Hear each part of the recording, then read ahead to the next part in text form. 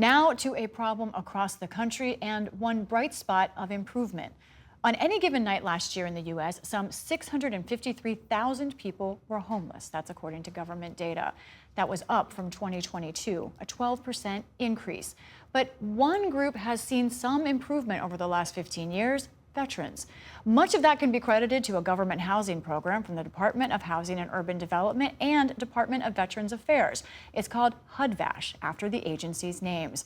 The program combines housing department vouchers for rent with individual-focused casework from the Veterans Department. Since 2009, that program has led to a 52% drop in homelessness among veterans. Ann Oliva is CEO of the National Alliance to End Homelessness. Before that, she spent a decade at the Department of Housing and Urban Development and helped design HUD-VASH. Thank you for joining us. Thank you so much for having me. First, I want to talk overall about homelessness in this country. Where are we right now? As you mentioned, about 653,000 people on any given night are experiencing homelessness across the country. About 35,000 of those folks are veterans, folks who have served in our military. And what we've seen over the last several years is, especially since 2016, has been an increase in the number of people living unsheltered in this country. And what I mean by that is folks who are living on the streets or in tents or in cars or RVs. They don't have a permanent place to live. They're moving around. That's right. All of that. That's right. You mentioned the 35,000 veterans unhoused on the street or otherwise without stable housing. Let's look at what's been happening with that trend here. This is the one population that there's been some improvement, and you can see this over time if you look at the numbers, especially in the 2010s. What do you think the role is of HUD-VASH in seeing this kind of improvement on that line? What we know from my own experience and from sort of the national experience on working to end homelessness writ large is that the easiest way to make it harder is to make it partisan.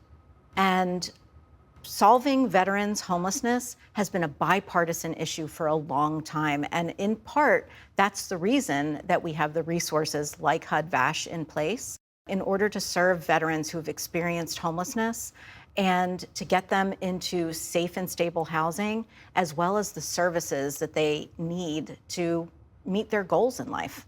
There is an expansion of this program from the original version. Why did it expand, and how significant was that? So in the very early 2000s, there was a small version of the HUD-VASH program that was relatively successful. But in 2008, we started to receive about 10,000 HUD-VASH vouchers per year. From the government to use for anyone who qualifies? That's right. Okay. It's actually allocated across the country based on relative need in different areas. And that program has grown from the early years of 10,000 vouchers to about 113,000 vouchers now. And since 2012, it's served 180,000 veterans who had been experiencing homelessness across our country. It's extraordinary. Was that expansion brought about because of an increase in demand, or was it an increase in awareness that this was a program that could help, or both? I think it's both, but it's also an increase in attention from our leaders. What we've seen from our leaders is three things. Leadership on the issue of veteran homelessness. In the 2010s, as you mentioned, there was a lot of local leadership. Mayors were working to end veteran homelessness, governors, and the White House was working in concert with folks to end veteran homelessness both locally and nationally. We see good policy, housing and the services that veterans want and need. It's called Housing First. That policy really is the driver behind the decreases that we've seen among veterans experiencing homelessness. And resources is the third one. I just mentioned that HUD-VASH has been allocated resources every year since 2008, and it has grown over time because folks up on Capitol Hill, within the administration, and in communities all over the country are really committed to ending veteran homelessness. I want to take a look back again at that graph we showed indicating where veteran homelessness is. That is such a steep decline, but on the other side of the coin, you see it's flatlining there. There hasn't been continued decline. Essentially, why do you think it's hard to get past that 35,000 point? Do we know? I think we do know. We know that the market for safe and affordable rental homes has been getting tighter and tighter since 2016.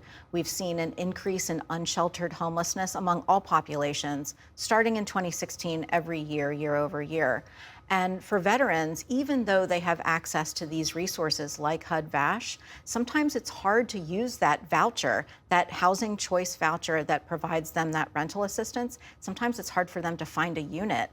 And sometimes they need more help to find those kinds of units as the market gets tighter for veterans and for everybody. So those increasing rents across the country are impacting everybody. They're also impacting veterans. In our last 30 seconds or minute here, this is a problem that's been in this country quite a long time. Yes. You're part of exploring a lot of solutions. It's a multi-layered problem. Do you think, is there some hope that there can be some new solutions coming?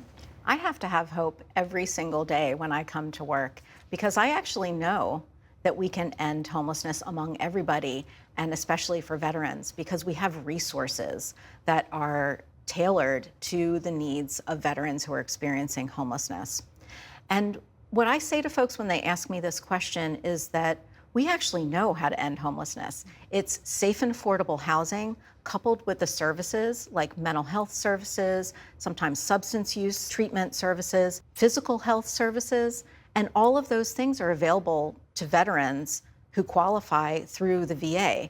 So if we could provide access to those kinds of services and housing to everybody who is experiencing homelessness, I think we would see sharp declines in other populations as well. It may not be easy, but it is doable, is what you're saying. It is doable. It takes intention. It takes time.